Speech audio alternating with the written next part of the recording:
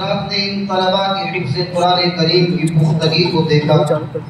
वाक़िअतन कुरान करीम को हिफ्ज़ याद करना बड़े मुजाहदे का काम है। अल्लाह ताला इन तलबा को और उनके वालिदैन और असातिज़े किराम को अपनी शान शान बदला अता फरमाए। मुकर्रमी सामिईन, जामिया इस्लामिया इमदादुल उलूम बड़ाली की दावत पर आप हजरात ने लब्बैक कहा और जामिया के सहन में आप तशरीफ लाए।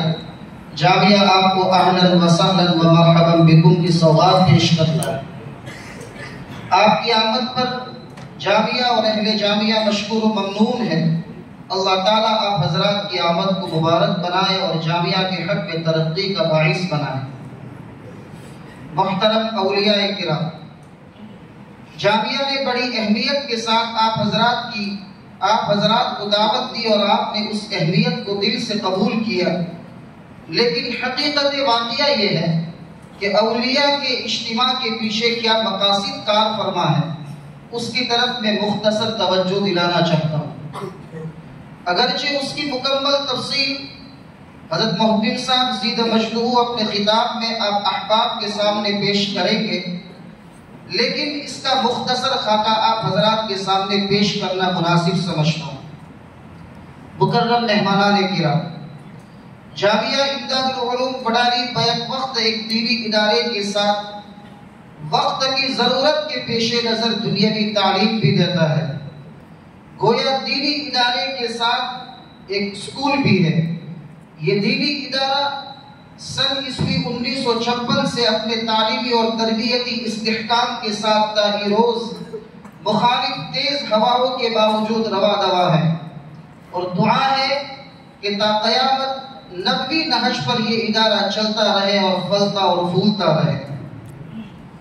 इस इदारे के साबिक़ मुहब्बिन हज़रत मौलाना इस्माइल साहब रहमतुल्लाहि अलैहि ने इस इदारे में दुनियावी तालीम का सिलसिला शुरू किया था, लेकिन शायद उस वक्त वो जरूरत उम्मत के तबके ने महसूस न की जो आज देखी जा रही है। लिहाजा ये सिलसिला चंद साल के बाद हिकमत के पेशे नजर मौकूफ रहा। उसके बाद मुल्की एतबार से उम्मत मुस्लिमा के अकाबिरीन की तरफ से अहले मदारिस को उसकी जरूरत से हम आहंग किया गया और इदारों के मुंतज़िमीन ने उसे वक्त की जरूरत ख्याल किया और इस दुनियावी तालीम के निज़ाम को बड़ी मजबूती के साथ दीनी इदारों का जुज़्वे ला यनफ़क बनाया गया। लिहाजा जामिया इमदादुल उलूम बड़ाली ने भी सन ईस्वी 2015 से सरकारी मान्यता के साथ बाकायदा स्कूल का निज़ाम शुरू किया और उसके पीछे एक बड़ी रकम खर्च की।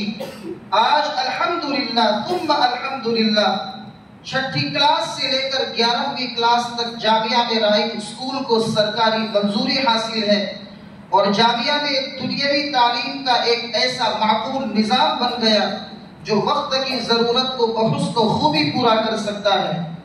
आप मुतमईन रहें, इंशाअल्लाह उसके कुछ नमूने आप हजरात की खिदमत में पेश किए जाएंगे। उसकी मुख्तसर तफसील ये है, जैसा कि आप हजरात जानते हैं कि हुकूमत की तरफ से पूरे मुल्क हिंदुस्तान की स्कूलों में 5 सितंबर को टीचर डे और जिसको गुजराती जबान में शिक्षक दिवस कहा जाता है मनाया जाता है।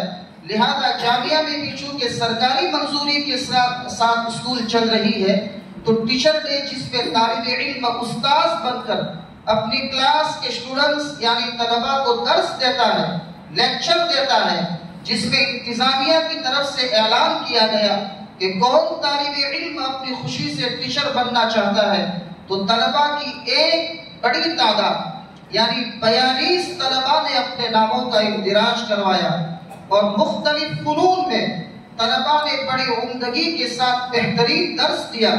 बाकायदा स्कूल टीचर ने नंबरात दिए। दिल तो ये करता है कि तमाम तलबा को यानी 42 टीचर्स आपके सामने आकर अपने जौहर दिखाते, लेकिन वक्त में इतनी गुंजाइश कहा। लिहाजा नमूने के तौर पर 3 मुमताज तलबा को आपके सामने पेश किया जाएगा ताकि आप इनकी मेहनत और सलाहियत का अंदाजा कर सके और जामिया की मेहनत और काविश को मालूम कर सके। मैं आप हजरात से दरख्वास्त करता हूँ कि आप बगौर सुने इन तलबा के लेक्चर और दर्स को, और तलबा की आप हौसला अफजाई भी फरमाएं। उसके लिए सबसे पहले मैं बम्बई के एक तालिब इल्म अमीर हमजा का नाम पेश करता हूँ, जिसका ताल्लुक हिंदी ज़बान के दोहे यानी अशार से है। वो आपके सामने आकर हिंदी ज़बान के अशार के मुताबिक लेक्चर पेश करेगा।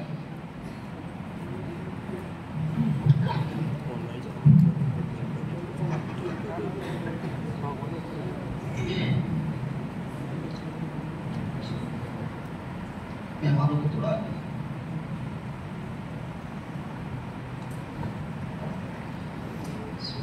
4-5 तलबा, थोड़े बड़े तलबा आगे आ जाए, उनके सामने 4-5 तलबा आगे आता।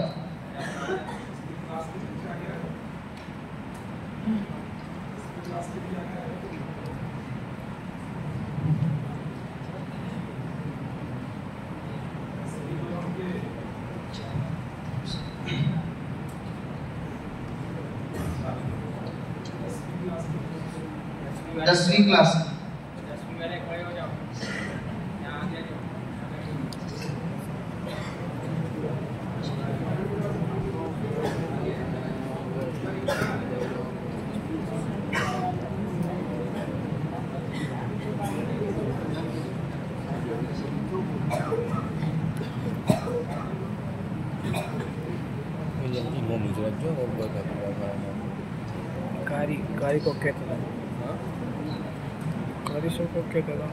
अस्सलामु अलैकुम वरहमतुल्लाहि वबरकातुहू। सबसे पहले मैं तमाम मेहमान इकराम का, अपने आचार्य, अपने अध्यापक और अपने इमदाद हाई स्कूल की तरफ से आप सबका स्वागत करता हूँ। मैं NIOS की 10वीं कक्षा का एक विद्यार्थी हूँ और आज मेरा विषय हिंदी है। हिंदी में हम पढ़ेंगे दोहे। सबसे पहले ये जानिए दोहे कहते किसको हैं। तो दोहे एक प्रकार की कविता होती है जिसमें 2 मिसरे होते हैं। दोहे बात को बहुत ही गहराई से कहने का तरीका होता है और दोहे में गहरी और अनमोल बातें कही जाती हैं जो पाठक को और सुनने वाले को सोचने पर मजबूर कर देती हैं। इसलिए आप देखेंगे कि दोहे में अक्सर जीवन का अनुभव, प्रेम और नीति वगैरह की बात की जाती है। तो दोहे के लिए कबीर दास और रहीम जैसे कवि मशहूर हैं। तो आज हम कबीर दास के कुछ दोहे को पढ़ेंगे और उसको समझेंगे और मालूम करेंगे कि कबीर हम तक किस संदेश को पहुंचाना चाहते हैं और हमसे क्या कहना चाहते हैं। तो कबीर का जो दोहा है कि ऊंचे कुल का जन्मिया, करनी ऊंच ना होई, सुबरन कलश सुरा भरा, साधु निंदे सोई। एक बार फिर सुन लीजिए। ऊंचे कुल का जन्मिया, करनी ऊंच ना होई, सुबरन कलश सुरा भरा, साधु निंदे सोई। जी जी देखिए, सबसे पहले हम इनके मुश्किल अल्फाज को समझेंगे। कुल यानी परिवार,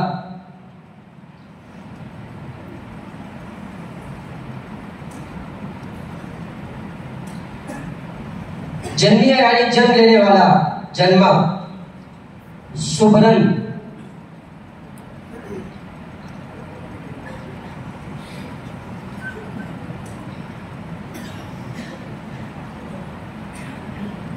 यानी सोना, सुबरन यानी सोना।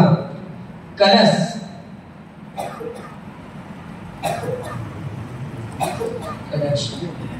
घड़ा, सुरा, सुरा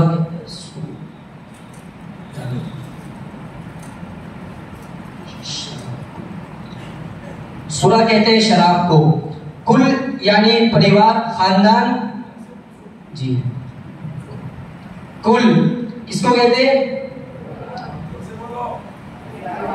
और सुबरन सोना, कलश घड़ा, सुरा शराब। तो देखिए, पहले हम इसका अनुवाद समझेंगे। कि ऊंचे कुल का जन्मिया करनी ऊंच न होई, कि ऊंचे खानदान में पैदा होने वाला अगर उसकी करतूत उसका व्यवहार अच्छा नहीं है, शुभ्रन कलश सुरा भरा साधु निंदे सोई, तो वो उस सोने के घड़े के मानिंद है जो शराब से भरा हुआ हो, साधु उसकी निंदा करता है। साधु कहते हैं बड़े को, चाहे वो किसी भी मजहब का हो, किसी भी धर्म का हो, किसी भी जाति का हो। देखिए कबीर हमसे क्या कहते हैं, हम इसको समझते हैं कि अगर कोई व्यक्ति है उसका जन्म ऊंचे कुल यानी ऊंचे खानदान में हुआ, लेकिन उसका व्यवहार, उसके करतूत, उसका कर्म अगर अच्छा नहीं है, तो फिर वो उसी प्रकार निंदा का पात्र यानी बुराई का पात्र बनता है कि जिस प्रकार शराब भरे सोने के घड़े को सज्जन निंदनीय समझते हैं, यानी काबिल मजम्मत समझते हैं। कहने का मतलब ये है कि एक घड़ा है जो कि सोने का है, तो वो सोना होने के एतबार से तो बहुत कीमती है, लेकिन उसके अंदर शराब जैसी वस्तु भरी होने के कारण वो अपनी महत्ता खो देता है, अपनी अहमियत को खो देता है और बुराई का पात्र बनता है। इसी तरह अच्छे कुल या अच्छे परिवार में पैदा होने वाला व्यक्ति का अगर आचरण और उसका व्यवहार अच्छा ना हो, तो वो भी लोगों की प्रशंसा का नहीं बल्कि निंदा का पात्र यानी बुराई का पात्र बनता है। इसकी मिसाल यूं समझिए कि देखिए डॉक्टर भीमराव अंबेडकर, इनका जन्म एक निजी जात में हुआ था जिसे दलित समुदाय में माना जाता है, लेकिन इन्होंने अपनी मेहनत और अपनी बुद्धि से अपने जीवन में बहुत नाम कमाया। इन्होंने भारत के संविधान के निर्माण में महत्वपूर्ण योगदान दिया। इन्होंने हमारे देश के कानून बनाए और देश के सबसे पहले कानून मंत्री बने। इन्होंने दलित समुदाय के अधिकारों के लिए बहुत काम किया, उन्हें समाज में सम्मान इस तरह दिलाने के लिए बहुत संघर्ष किया। हालांकि इनका जन्म एक निजी जात में हुआ था, लेकिन इन्होंने अपनी मेहनत से अपने जीवन में सफलता प्राप्त की और अपने अच्छे कर्म, अच्छे व्यवहार की वजह से इज्जत पाई। तो हमको इससे पता चलता है कि इंसान की पहचान, उसकी प्रशंसा उसके घर खानदान से, उसके वर्ण और जाति से, उसके निर्धन या धनवान होने से नहीं, बल्कि उसके अच्छे कर्म, अच्छे आचरण और अच्छे व्यवहार से होती है। इसीलिए अच्छे कर्म करने वाले व्यक्ति की प्रशंसा की जाती है और बुरे कर्म करने वाले व्यक्ति की निंदा होती है। मैं एक बार दोहे को वापस से उसके अनुवाद के साथ पढ़ता हूं और आप उसके मतलब को अपने जहन में रखिए कि कबीर कहते हैं, ऊंचे कुल का जन्मिया करनी ऊंच न होई, कि ऊंचे खानदान में पैदा होने वाला व्यक्ति अगर उसकी करतूत अच्छी नहीं है, शुभ्रन कलश सुरा भरा साधु निंदे सोई, तो वो उस सोने के घड़े के मानिंद है जो शराब से भरा हुआ हो, साधु उसकी निंदा करता है, यानी कोई उसको अच्छा नहीं कहता, उसको बुरा समझते हैं सब। तो आपको कबीर का ये दोहा समझ में आया?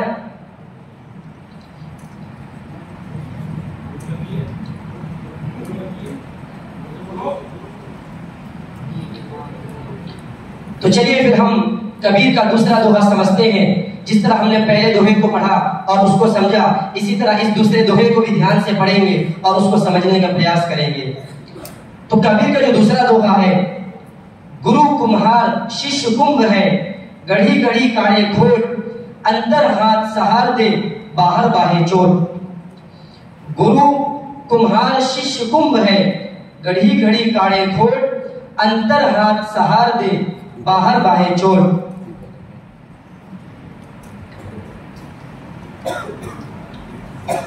देखिए, गुरु यानी उस्ताद, टीचर, शिष्य यानी शागिर्द, गढ़ी गढ़ी,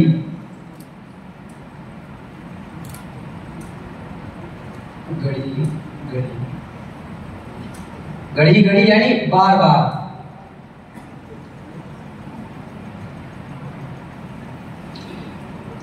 काढ़े खोट, काढ़े यानी निकालता है, निकालना, निकालना, खोट यानी कमी, दोष।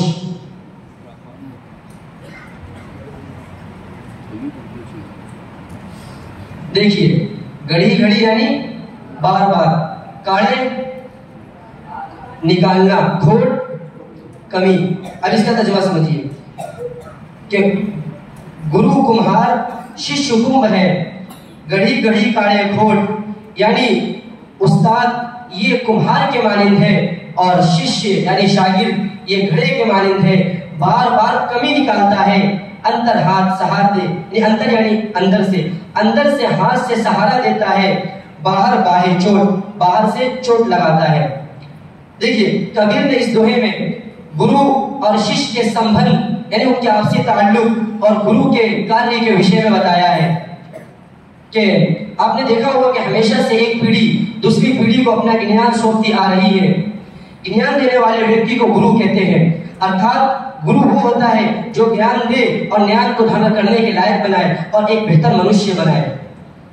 गुरु ये कुम्हार के मानंद है।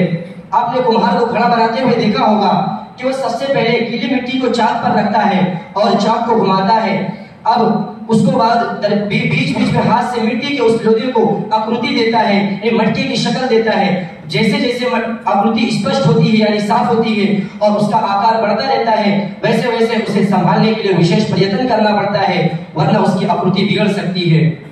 कुम्हार घड़ा बनाने के बाद उसको उतार कर उसकी कमियों को परखता है, इसलिए कि अक्सर हवा आ जाने से घड़े के अंदर छेद रह जाते हैं। वो उनको ढूंढता है, तलाश करता है और उनको दूर करता है। और जब वो इस कमियों को दूर करता है तो वो क्या अंदर से मटके को सहारा देता है, वरना मटका टूट जाएगा, और बाहर से चोट लगाता है, थपथपी लगाता है, तब जाकर एक सुंदर और दोष रहित घड़ा तैयार होता है। इसी तरह गुरु अपने शिष्य की तमाम कमियों और दोषों को दूर करता है, और वो ऐसा करते हुए भीतर तो सहारा देता है, यानी आंतरिक रूप से तो स्नेह देता है, प्यार देता है, पर बाहर से ठोकता चलता है। कहने का अर्थ ये है कि गुरु का व्यवहार ये ऊपर से कठोर लगता है, जाहिरी तौर पर सख्त लगता है, लेकिन आंतरिक रूप से वो बड़ा स्नेहपूर्ण यानी बहुत मोहब्बत करने वाला होता है। उसको अपने शिष्य कोई दुश्मनी नहीं होती है, बल्कि वो तो अपने शिष्य की तमाम कमियों और कमजोरियों को अपने कठोर नियंत्रण के जरिए से दूर करता है और उसको आत्मिक और चारित्रिक रूप से भी मजबूत बनाता है, यानी उससे अखलाकी और रूहानी तौर पर भी मजबूत करता है और उसे ज्ञान भी देता है। इसलिए अच्छा गुरु ये अपने शिष्य को केवल ज्ञान ही नहीं देता, बल्कि उसे दुनिया और समाज वालों के लिए एक बेहतरीन इंसान के रूप में तैयार करता है और उसे ज्ञानवान बनाने के साथ साथ चरित्रवान बनाने की भी कोशिश करता है, यानी उसे इल्म देने के साथ साथ नेक भी बनाता है।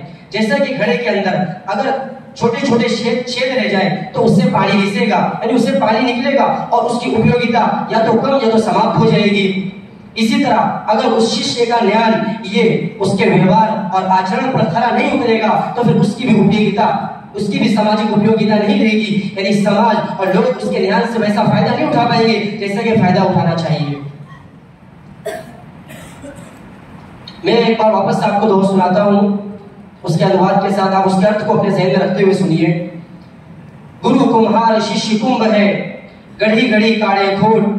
गुरु कुम्हार के मानिंद है, शिष्य घड़े के मानिंद है, बार बार कमी निकालता है, अंतर हाथ सहार दे, बाहर बाहे चोट। अंदर से हाथ से सहारा देता है और बाहर से चोट लगाता है। तो आपको ये दोहा समझ में आया? चलो हम कबीर का तीसरा और आखिरी दोहा समझते हैं कि कबीर कहते हैं, निंदक नियरे रखिए आंगन कुटी छवाए, बिन पानी साबुन बिना निर्मल करत शोभाए। निंदक नियरे रखिए आंगन कुठी छवाए, बिन पानी साबुन बिना निर्मल करत शोभाए। देखिए निंदक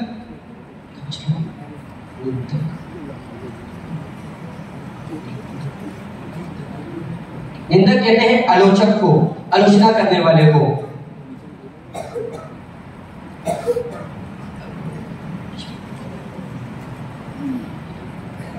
नियरे यानी नियरे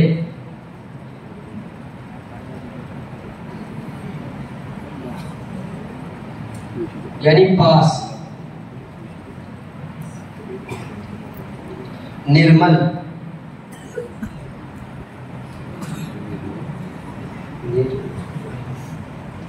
यानी साफ। तो देखिए निंदक यानी आलोचक, आलोचना करने वाले को निंदक कहते हैं। नियर यानी पास, करीब, निर्मल, साफ।